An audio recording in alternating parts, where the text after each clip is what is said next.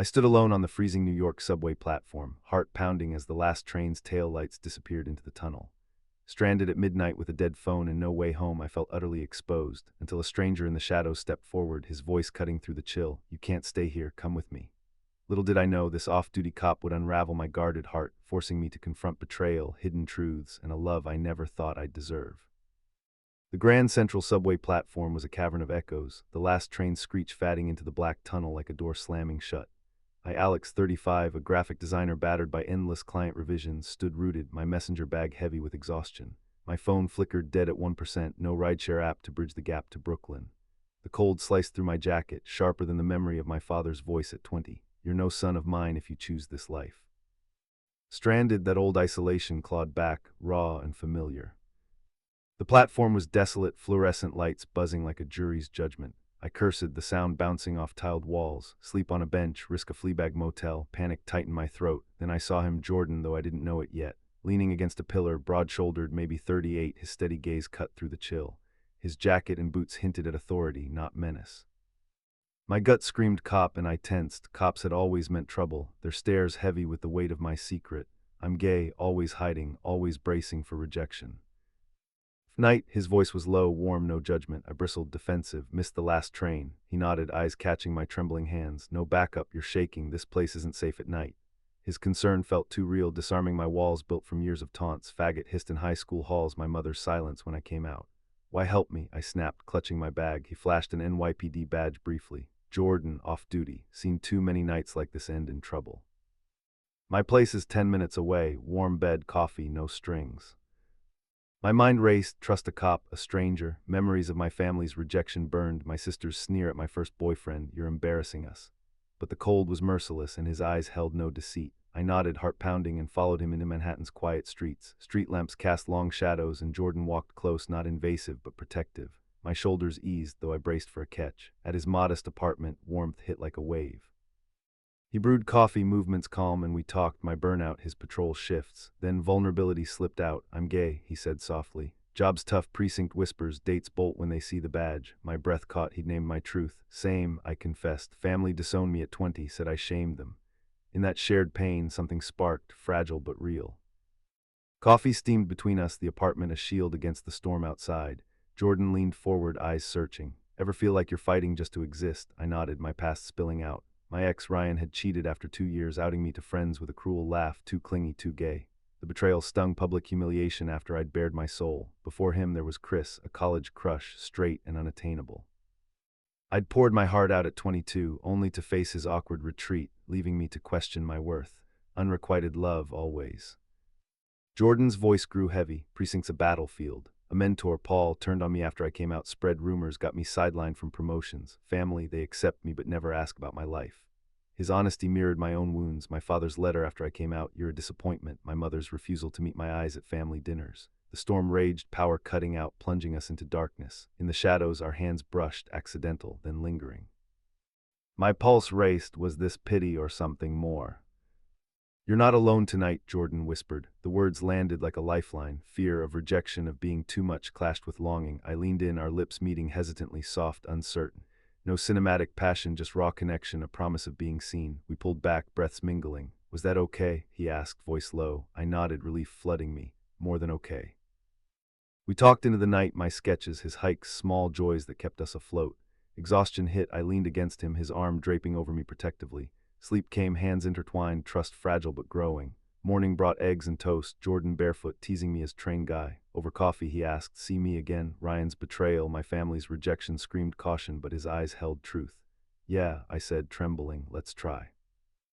Blurred into coffee dates in Brooklyn dives, Central Park walks, moments where the world softened, but tension crept in. Jordan's caution stung, no hand-holding in public, eyes darting at passersby. "It's the job," he said one night, frustration raw. "A gay officer was outed last year, harassment forced him out. I can't risk that." I understood but ached, echoes of my family's rejection. Thanksgiving at 22, my boyfriend and I banished after my father's rage. This isn't our way. Doubt grew at a diner date. His phone buzzed, work texts. I overheard slurs. "Queer cops don't belong." Jordan returned tense. "They judge us," he admitted. Hurt flared. "Am I worth hiding?" I snapped, Ryan's infidelity burning, caught via text, blaming me for making it obvious. Jordan's jaw tightened. "You're worth everything, but fear's hard to unlearn." We argued, my insecurities roaring, too much, not enough. A twist hit. Ryan texted out of nowhere. Miss you, Alex, I messed up. My stomach churned. His betrayal had broken me, but his words stirred old hopes. We met at a cafe, his apologies slick. The stares, the whispers, it was too much, he said. I saw his cowardice, not love. I left heart heavy, only to find Jordan outside, eyes clouded. Saw you with him, you okay? His concern disarmed me, but doubt lingered. Was I repeating mistakes? Then another blow. My sister Emma called after spotting us in the park. Still with men, Dad was right, you're lost. Her words reopened scars. At 25, I'd tried reconciling with my family. My mother's cold, we don't talk about that, shut me down. Society's judgment weighed heavier. Strangers' stares on the subway, media stereotypes painting gay men as weak. Jordan texted, I'm trying, don't give up. I wanted to believe, but fear clung tight. A new twist on the subway home, a heckler spat, fags don't belong here. I froze, shame burning. Jordan beside me stood tall, staring the man down until he backed off. You don't have to take that, he said, hand brushing mine briefly. The gesture, fleeting but bold, sparked hope, but my insecurities whispered, could I trust this? The crisis erupted at a precinct barbecue Jordan invited me to, hopping to bridge his worlds. I arrived, nerves raw, only to face Mike, his colleague sneering, Jordan's friend, badge doesn't mix with your kind. Whispers spread, diversity higher, queer agenda. Humiliation burned, I fled, tears stinging. Jordan chased me. I should have warned you, he said, voice breaking. Rage erupted. You knew they'd judge, like Ryan, cheating because he couldn't handle stares. Like my family, disowning me for loving. Jordan confessed his own pain, an unrequited love for a straight partner, Tom, years ago, ending in cold rejection and isolation. I hid to survive. We clashed, me demanding openness, him fearing career loss. Then betrayal struck. Mike texted Jordan slurs, outing us to the precinct. Jordan snapped, reporting him.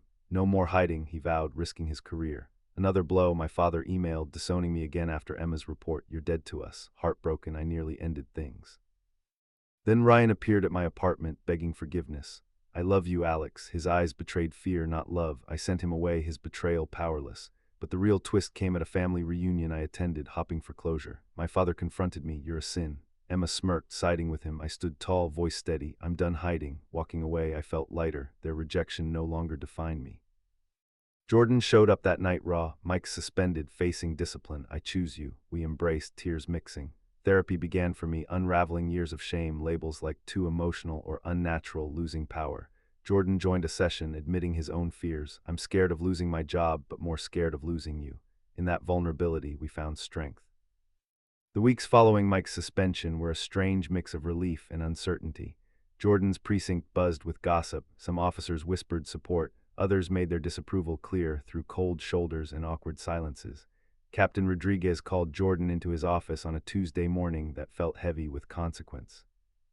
Martinez, the captain said, his weathered face unreadable behind wire-rimmed glasses.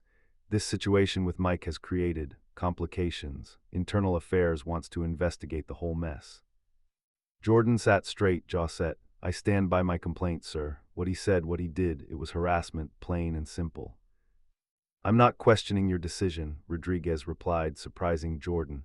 But you need to know, there are officers in this precinct who think you brought this on yourself. They're saying you're pushing an agenda. The words hit Jordan like a physical blow, but he'd prepared for this. What agenda? Existing, doing my job. Rodriguez leaned back, studying Jordan's face. 28 years I've been on the force, seen a lot of changes, some for the better, some. He paused, choosing his words carefully. My nephew came out to the family last Christmas. Kid 17, scared shitless, reminded me that we're supposed to protect people, not tear them down.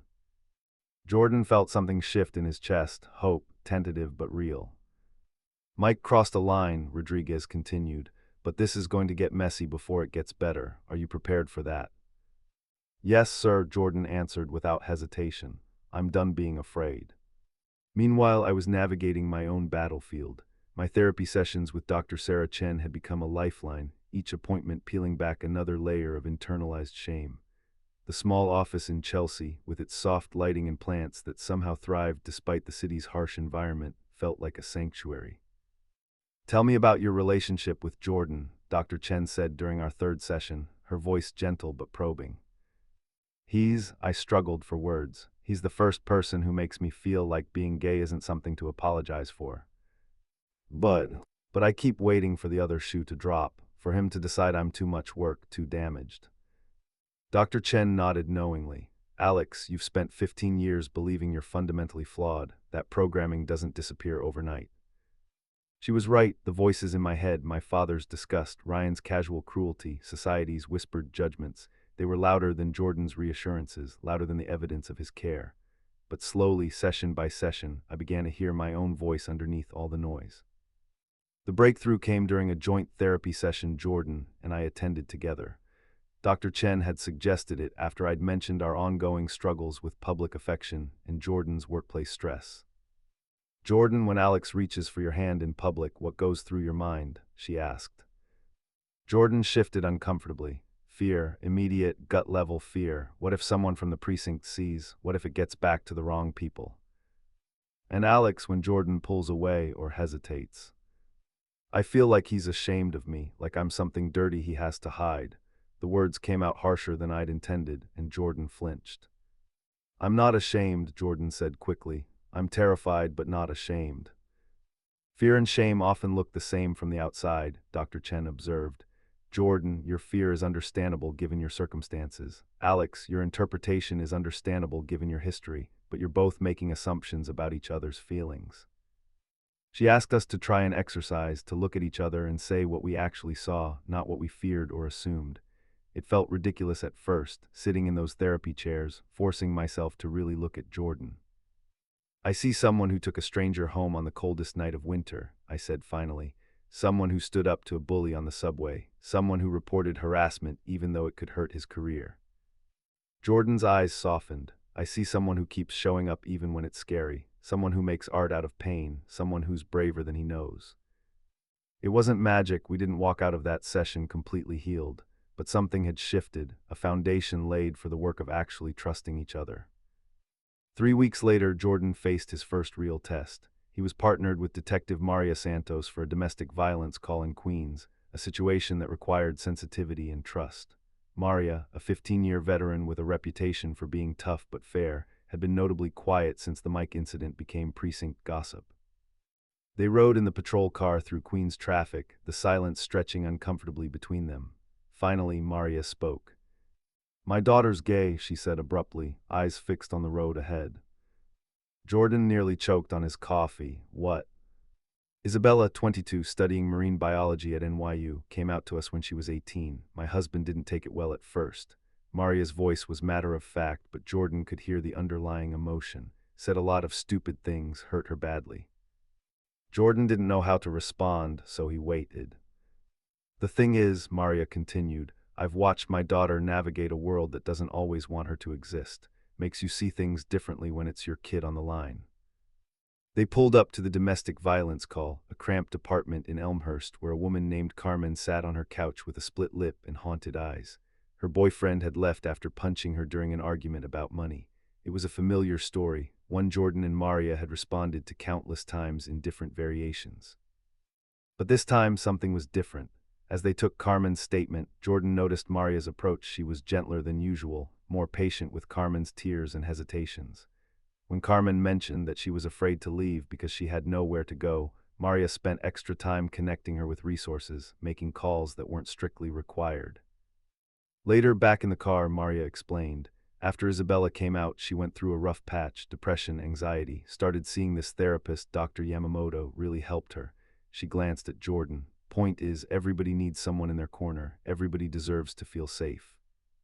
It was Maria who spoke up at the next shift meeting when Officer Davidson made a snide comment about special treatment for certain types. Her voice cut through the room like a blade. "Davidson, I've got 20 years on you and commendations you can only dream of. I've seen officers cover for each other through divorces, gambling problems, drinking problems, and worse. Now you want to lecture me about special treatment." The room went dead quiet. "Jordan Martinez is one of the best officers I've worked with. He's professional, dedicated, and he's got my back in the field. That's all that matters to me." She looked around the room, her gaze settling on each face. "Anyone got a problem with that, you can take it up with me directly." Davidson's face turned red, but he said nothing. The meeting continued, but something had shifted. Lines had been drawn. Meanwhile, my own world was expanding in unexpected ways. My art, neglected for months during the depths of my depression, began to resurface. But instead of the abstract, safe pieces I'd been creating for years, something rawer was emerging. I started a series I called Invisible Men, portraits of gay men in everyday situations, but painted in translucent layers that made them appear to be fading or partially erased. The first piece was a self-portrait of me on the subway, half dissolved into the background, clutching my messenger bag. The second was Jordan in uniform, solid and present, but with ghostly edges. My friend Marcus, a photographer who'd stuck by me through the Ryan debacle and my family's rejection, was the first to see the new work. Jesus, Alex, he breathed, standing in my cramped Brooklyn studio apartment. This is powerful. Marcus was one of the few people who truly understood my journey. He'd been my college roommate, the first person I'd ever come out to. He'd held me while I cried after my father's rejection, after Ryan's betrayal, after every small humiliation that had accumulated over the years. You should show these, he said, studying the Jordan portrait. I know a gallery owner, Alina Vasquez. She's been looking for work that challenges people. I felt the familiar twist of panic in my stomach. Show them, Marcus, they're too personal, too raw. That's exactly why they need to be seen, he insisted. Art isn't supposed to be safe, Alex. It's supposed to make people feel something. The idea terrified me, but it also thrilled me in a way I hadn't felt in years. That night, I called Jordan and told him about the paintings, about Marcus's suggestion. I want to see them, Jordan said immediately. When can I come over? His enthusiasm surprised me. You're not worried about, privacy. The Jordan painting is recognizable. Jordan was quiet for a moment. Alex, I spent 38 years hiding parts of myself. I'm tired of being invisible. If your art can help other people feel less alone, then I'm honored to be part of it. Alina Vasquez was nothing like I'd expected. Tiny and fierce, with silver hair and hands that moved constantly as she talked, she walked through my studio apartment like a general surveying a battlefield. She spent 30 minutes studying each painting in silence before speaking. These hurt to look at, she said finally. They're supposed to, aren't they? I nodded, unsure if that was good or bad. I want to show them, all of them, but I want you to paint more first. This is just the beginning of something. Over the next 6 weeks, I painted like I was possessed. New pieces emerged, Jordan and me on a park bench, barely visible to the world around us. My sister Emma turning away from a ghostly figure that might have been me. My parents at a dinner table set for 4, but only 2 chairs occupied. The most difficult piece was one I initially titled Father. It showed my dad's solid, real, occupying space, while a translucent version of me reached toward him, trying to make contact but unable to touch. I painted it during a particularly difficult therapy session, where Dr. Chen had asked me to imagine what I would say to my father if I knew he would really listen. Jordan found me crying over that painting on a Thursday night, brush still in my hand. I keep thinking maybe if I'd been different, I whispered. Maybe if I'd tried harder to be what he wanted. Jordan knelt beside my chair, his hand gentle on my shoulder. The father who would reject his son for being gay isn't worth becoming someone else for. But he's the only father I've got. No, Jordan said firmly. Family isn't just blood, Alex. Look around. He was right. Marcus had been planning the gallery opening like it was his own show, calling in favors and spreading word through the art community. Maria Santos, who I'd met only once but who had immediately hugged me and said, "So you're the one who's got Jordan smiling all the time," had asked if she could bring her daughter Isabella. Dr. Chen had even asked if she could attend. She rarely went to her clients' events, she said, but my work had moved her. The opening was scheduled for a Friday night in March, just as the city was beginning to shake off winter's grip. I was nervous for weeks beforehand, losing sleep and barely eating. What if no one came? What if people hated the work? What if the vulnerability I'd poured onto canvas was met with indifference or, worse, mockery? Jordan, meanwhile, was dealing with his own challenges at work. The internal affairs investigation into Mike's harassment had concluded with Mike receiving a formal reprimand and mandatory sensitivity training, not the harsh punishment Jordan had hoped for, but something. More importantly, the investigation had uncovered a pattern of discriminatory behavior that had affected other officers too. Changes were being implemented slowly, but they were happening.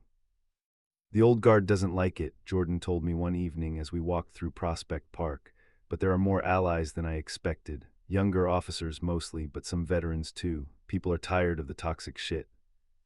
The night of the opening, I stood in Alina's gallery in Chelsea, surrounded by my own vulnerability made visible. The Invisible Men series hung on white walls under careful lighting, each piece a confession I'd never had the courage to speak aloud. Jordan arrived early, wearing a suit that made him look unfairly handsome. He walked slowly through the exhibition, studying each piece with the same intensity Alina had shown. When he reached the portrait of himself, he stood for a long time in silence. "Is this how you see me?" he asked finally. "Sometimes," I admitted, "when you're being careful in public, when you're afraid of being seen." He nodded thoughtfully. "It's accurate. I hate that it's accurate, but it is." As the evening progressed, the gallery filled with people. Some were Art World regulars Alina had invited, others were friends of Marcus's, a few were my coworkers from the design firm who'd never seen my personal work, but the most meaningful attendees were the unexpected ones. Maria Santos arrived with Isabella, a young woman with her mother's sharp eyes and a pride flag pin on her jacket. They spent a long time looking at each painting, Isabella occasionally whispering to her mother in Spanish. "Your work," Isabella said when she finally approached me, "it's like you painted my college experience. That feeling of being there but not really there." An older man I didn't recognize stood for 20 minutes in front of the father painting. When he finally turned away, his eyes were wet. "My son," he said to me quietly. "I haven't spoken to him in 5 years. I thought I was protecting him from a hard life." He paused, studying my face. Maybe I was protecting myself. The most surprising visitor was my high school English teacher, Mrs. Rodriguez, no relation to Jordan's captain, who had somehow heard about the show through the art community grapevine. "Alex," she said, hugging me tightly, "I remember you in my class, so quiet, so careful about every word, but your essays, they were full of feeling you were afraid to show." "You remember me?" I was genuinely shocked. "Of course I do. You wrote a paper about invisible characters in literature, people who were present in stories but not really seen by other characters. I always wondered if you were writing about more than literature." The conversation I'd been most dreading came near the end of the evening. My phone had been buzzing with texts all night, and I'd been ignoring them. Finally, I looked. "Emma saw your gallery opening on Instagram. Dad saw too." My stomach dropped. I showed the text to Jordan, who immediately moved closer to me, a protective presence at my side. "Do you want to leave?" he asked quietly.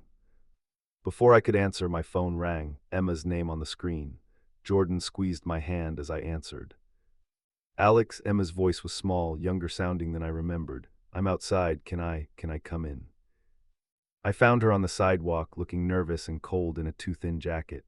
She was older, obviously. It had been 3 years since we'd last seen each other in person, but she looked smaller somehow, diminished. "I saw the paintings," she said without preamble. "Online, Marcus posted them."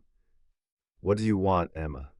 "To apologize, to explain, to..." She stopped, looking lost. "I was 23 when you came out. I was scared Dad would turn on me too if I supported you. I was getting married, starting my career, and I was a coward." The honesty of it hit me like a physical blow. I'd been prepared for another confrontation, another rejection. I wasn't prepared for accountability.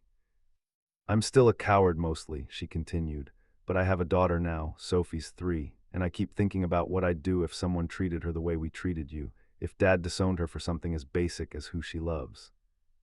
We stood on the sidewalk in silence, the sounds of the city swirling around us. Inside the gallery, I could see Jordan watching us through the window, ready to intervene if needed. "I can't make Dad change his mind," Emma said finally, "but I can change mine if you'll let me." The months following the gallery opening brought changes I hadn't expected. 3 paintings sold, including the self-portrait on the subway, which felt both thrilling and terrifying. More importantly, the exhibition caught the attention of LGBTQ+ publications and led to commissions for magazine covers and illustrations. My relationship with Emma unfolded slowly, carefully. We started with coffee dates every few weeks, tentative conversations about our lives, our differences, the chasm our family had created between us. She told me about her daughter Sophie, about her marriage to David, who, she confessed, had been asking why Uncle Alex never visited for years. I told her about Jordan, about therapy, about the art that was finally flowing freely. The hardest conversation came when she asked about our parents. "I still see them," she admitted over coffee in Park Slope. "Sophie knows she has grandparents, but she asks why she doesn't have an uncle. I've been making excuses, but she's getting older, more curious." "What do you tell her?" "That families are complicated." Emma stirred her latte absently. "But that's not enough anymore. I want her to know her uncle. I want her to grow up in a world where love isn't conditional." "When Dad..." Emma's face tightened. "He's entrenched, angry that I'm here with you, says I'm being manipulated by the gay agenda." She made air quotes, her voice bitter. "Mom's conflicted. I think she misses you, but she won't go against him." It was around this time that Jordan faced his own family reckoning. His parents, who had maintained polite distance since he'd come out, called unexpectedly on a Sunday morning in May. Mijo, his mother's voice was warm but tentative through the phone speaker. "We saw the article about your friend's art show." Jordan and I exchanged glances. The article in question, a piece in New York Magazine about emerging LGBTQ artists, had featured a photo of Jordan and me at the gallery opening. We were looking at one of my paintings together, Jordan's hand on my shoulder, both of us smiling. The caption identified Jordan as the artist's partner, NYPD Officer Jordan Martinez. "His name is Alex, Mom, and he's not just my friend." A pause, then his father's voice, gruffer but not unkind. "We know Jordan, we've known for a while." The conversation that followed was halting, imperfect, but real. His parents wanted to meet me properly, not just the brief introductions at precinct events. They wanted to understand this part of Jordan's life they'd been politely ignoring. The dinner at his parents' house in Queens was awkward at first. His mother, Carmen, kept apologizing for everything: the food, the house, their English, which was perfectly fine. His father, Roberto, asked careful questions about my work, my family, how Jordan and I had met, but gradually the conversation warmed. The turning point came when Carmen asked to see pictures of my paintings on my phone. She studied each image intently, asking questions about technique and meaning. When she reached the portrait of Jordan, she was quiet for a long time. "You see him clearly," she said finally, "not just how he looks, but who he is." "He's easy to see," I replied, "once you know how to look." Roberto, who had been listening carefully, suddenly spoke up. "We didn't know how to look. For too long, we only saw what we were afraid of instead of who our son really is." That night, driving back to Manhattan, Jordan was unusually quiet. "You okay?" I asked. "Better than okay," he said. I didn't realize how much I'd been holding my breath, waiting for them to reject me completely." "They love you, they just needed time to understand." "Yeah," Jordan smiled, "kind of like how you needed time to believe you deserve to be loved." He was right. The therapy, the art, the slow rebuilding of relationships, it was all part of learning to see myself as worthy of the love I'd been offered. Dr. Chen called it reparenting, learning to give myself the unconditional acceptance my father had never provided. The real test came in July, when Emma called with an unexpected proposal. "Sophie's 4th birthday is next month," she said. "I want to have a party, a real party with everyone who matters to her, including her Uncle Alex." "Emma, I know it means Dad won't come. I know it might cause a family war, but I'm done letting his fear control my daughter's world." The birthday party was held in Emma's backyard in Westchester, filled with 4-year-olds hopped up on sugar and the adults trying to contain them. Jordan had been nervous about attending. Meeting Emma was one thing, but a family gathering felt loaded with possibility for conflict. Sophie, however, made everything simple. She attached herself to Jordan within minutes of meeting him, fascinated by his badge and asking endless questions about police work. When I showed her pictures of my paintings on my phone, she announced that she was an artist too, and spent the afternoon creating crayon masterpieces to show me. "Uncle Alex," she said seriously, presenting me with a drawing of stick figures holding hands, "this is you and Jordan. Mom said you're best friends." Emma, who had been watching from across the yard, approached us. "Sophie, Uncle Alex and Jordan are more than friends, they're partners, like how Mommy and Daddy are partners." Sophie processed this information with 4-year-old pragmatism. "Oh, okay, can I have more cake?" The simplicity of her acceptance, the matter-of-fact way she absorbed this information, made me understand what Emma had been trying to tell me. The next generation didn't have to carry the same fears, the same shame, the same careful hiding that had defined our childhoods. As the party wound down and children were collected by parents, Emma pulled me aside. "Thank you for coming, for giving us a chance. Thank you for asking. I talked to Mom yesterday," she said. "Told her about the party, about you and Jordan," she cried. "Disappointed tears or?" "Missing you tears. She wants your phone number, Alex. She's not ready to go against Dad, but she wants to find a way back to you." It wasn't the complete family reconciliation that Hollywood movies promised, but it was real progress. Messy, imperfect, human progress. By autumn, Jordan and I had been together for almost a year. The anniversary of that night at Grand Central approached like a milestone we hadn't expected to reach. We'd survived family drama, workplace harassment, personal insecurities, and the thousand small challenges of building a relationship while learning to trust ourselves and each other. The precinct had changed too. Mike had eventually transferred to another district rather than complete the sensitivity training, and his departure seemed to release tension that had been building for years. Captain Rodriguez had instituted monthly community policing meetings that included LGBTQ plus advocacy groups, and Jordan had volunteered to be the precinct's liaison. "Never thought I'd be the poster child for diversity," Jordan said one evening as we walked through Central Park, the leaves beginning their annual transformation. "But if it makes things easier for the next guy." My art career was gaining momentum in ways I'd never imagined.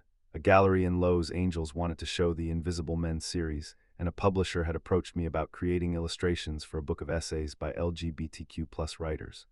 More importantly, I was painting prolifically, the creative block that had plagued me for years completely gone.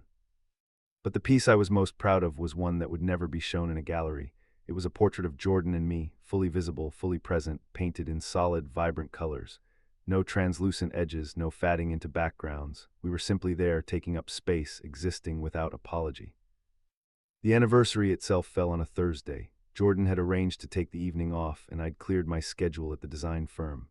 We decided to return to Grand Central, not out of nostalgia, but out of gratitude, to acknowledge how far we'd traveled from that cold night when two strangers had found each other. The platform looked exactly the same tiles, the same fluorescent lighting, the same urban echoes, but we were different.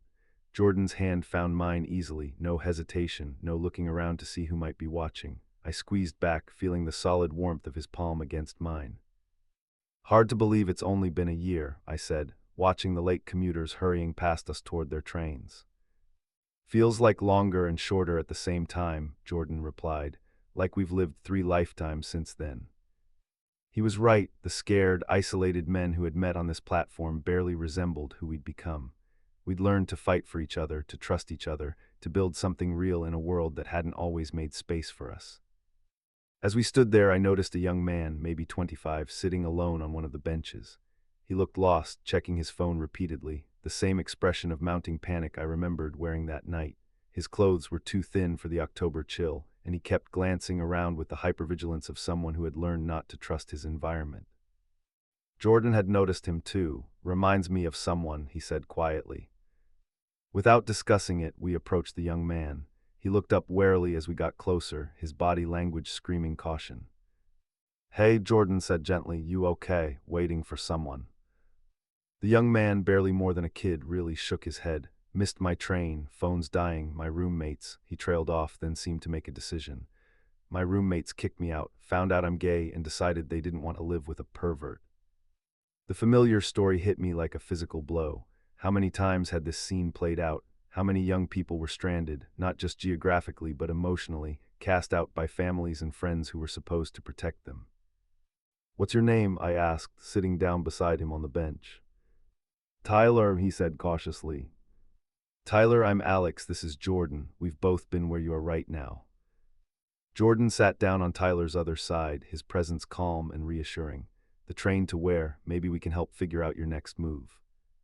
Over the next 30 minutes, Tyler's story emerged in fragments. He'd grown up in a small town upstate, had gotten a scholarship to NYU for theater, was working nights at a restaurant to pay rent. His roommates, college friends who'd seemed accepting, had found gay dating apps on his phone and confronted him. The landlord was their friend. Tyler had no legal recourse and nowhere to go. "I've got maybe $40, Tyler said, his voice thick with unshed tears. "I don't know anyone in the city well enough to ask for help. My parents," he shook his head. "They can't know, they just can't." Jordan and I exchanged glances. We both knew what we were going to do before we even discussed it. "Look," Jordan said, "this might sound crazy since we just met, but we have a couch. It's not much, but it's warm and safe." Tyler's eyes went wide. I can't just..." "Yes, you can," I said firmly. "Someone did the same thing for me once. Sometimes strangers are the family you need." The next few hours were a blur of phone calls and logistics.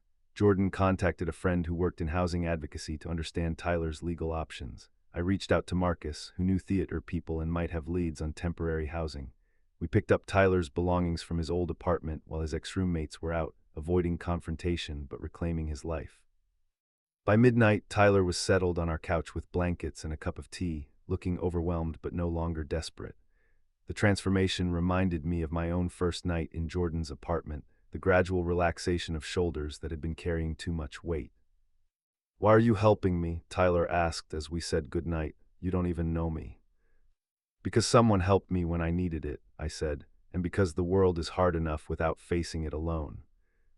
Jordan added, "And because you deserve to exist safely in the world, just like everyone else." Tyler stayed with us for 3 weeks. In that time, we helped him find a new apartment, a tiny studio in Queens that he could afford alone. Marcus introduced him to a network of theater people who became not just colleagues but friends. Most importantly, Tyler began to see himself as someone worthy of care and support. The night before he moved out, he showed us a picture on his phone, a selfie with his NYU theater class, all of them in costume for their fall production. "I told them," he said simply, "about being gay, about what happened with my roommates. They were amazing. My friend Sarah said her brother went through something similar, and Miguel, he's gay too, said I could have just asked him for help from the beginning." "It gets easier," Jordan told him. "Finding your people, building the family you choose instead of the one you're born into." "Does it really?" Tyler asked. "Look around," I said, gesturing to our living room where Tyler's theater books were stacked next to Jordan's police procedurals, where my art supplies shared space with coffee cups from 3 different people's morning routines. This is what chosen family looks like. Tyler's presence in our lives had an unexpected effect. It reminded us how much we'd grown, how much stability we'd built, but it also connected us to a wider community of people navigating similar challenges. Through Tyler's theater friends, we met couples and individuals at various stages of their own coming-out journeys, their own family reconciliations or estrangements. Jordan started volunteering with an organization that provided support to LGBTQ plus youth experiencing homelessness. His police training made him valuable for safety workshops, and his own story provided credibility with kids who had learned not to trust authority figures. "There was this kid yesterday," Jordan told me one evening after a volunteer shift. 16, kicked out by his foster family. He kept asking if I was really a cop, like maybe I was lying to seem more trustworthy. "What did you tell him?" "The truth, that some cops are assholes, some foster families are assholes, some people are assholes, but some people aren't. The trick is learning to tell the difference." Jordan's work with the organization led to an unexpected opportunity. The police department, under pressure to improve community relations, asked him to help design training programs for officers responding to calls involving LGBTQ+ individuals. It was part-time work at first, but it grew into something more significant. "They want me to apply for a transfer to the Community Outreach Division," Jordan told me over dinner at our favorite Thai restaurant in Brooklyn. "It would mean less street patrol, more program development, working with advocacy groups." "Do you want it?" "I think so. It feels like a way to use everything I've learned, the hiding, the fear, coming out, dealing with harassment, all of it becomes useful for helping other people." Meanwhile, my own career was taking unexpected turns. The success of Invisible Men had led to more gallery shows, but also to corporate work that actually fulfilled me. A nonprofit focused on LGBTQ+ mental health commissioned a series of illustrations for their annual report. A publishing house wanted me to create cover art for a new imprint of queer fiction. Most surprisingly, a documentary filmmaker named Jamie Chen, no relation to Dr. Chen, approached me about featuring my work in a film about LGBTQ+ artists in New York. "It's not just about the art," Jamie explained during our first meeting at a coffee shop in the Village. "It's about the intersection of creativity and identity, how artists process trauma and transformation through their work." The documentary process was intense and sometimes uncomfortable. Jamie and her crew filmed me painting, interviewed me about my family history and relationship with Jordan, captured the opening of my second gallery show. But they also filmed Jordan talking about his experience dating an artist, and most movingly, Tyler discussing how our support had changed his trajectory. "Before I met Alex and Jordan," Tyler said in his interview, "I thought being gay meant being alone. They showed me it could mean being part of something bigger." The documentary, titled Visible Lives, premiered at the Tribeca Film Festival the following spring. Jordan and I sat in the theater, watching our story play out on screen alongside those of 5 other artists. It was surreal and overwhelming, seeing our most private moments made public, but also validating in a way I hadn't expected. After the screening, during the Q&A session, a woman in the audience asked about the role of chosen family in LGBTQ+ communities. For me, I said, looking at Jordan in the audience, chosen family isn't just about replacing what you've lost. It's about creating something new, something that fits who you actually are instead of who people think you should be. Jordan added, and it's about recognizing that family isn't just romantic partners. It's the people who show up for you, who celebrate your successes and support you through failures. Sometimes that's the family you're born into, sometimes it's the family you create. In the audience, I spotted familiar faces: Marcus, beaming with pride; Dr. Chen, who had become not just a therapist but a mentor; Maria Santos and her daughter Isabella; even Tyler, who had brought several friends from his theater program. But the most surprising attendee was my mother. I didn't see her until after the screening, during the reception. She was standing near the back of the room, looking uncomfortable but determined. When our eyes met across the crowded space, she gave a small, tentative wave. Jordan noticed my sudden stillness and followed my gaze. "Do you want me to come with you?" he asked quietly. "Yeah," I said, "I think I do." We approached her together, and I was struck by how much older she looked than I remembered. Her hair was grayer, her face more lined, but her eyes were the same soft brown I remembered from childhood. "Mom," I said, my voice coming out smaller than I'd intended. "Alex," she seemed to be struggling with what to say next. "I saw the film. Emma told me about it, convinced me to come." "Where's Dad?" "Home." She paused. "He doesn't know I'm here." The conversation that followed was halting, imperfect, full of long pauses and careful words.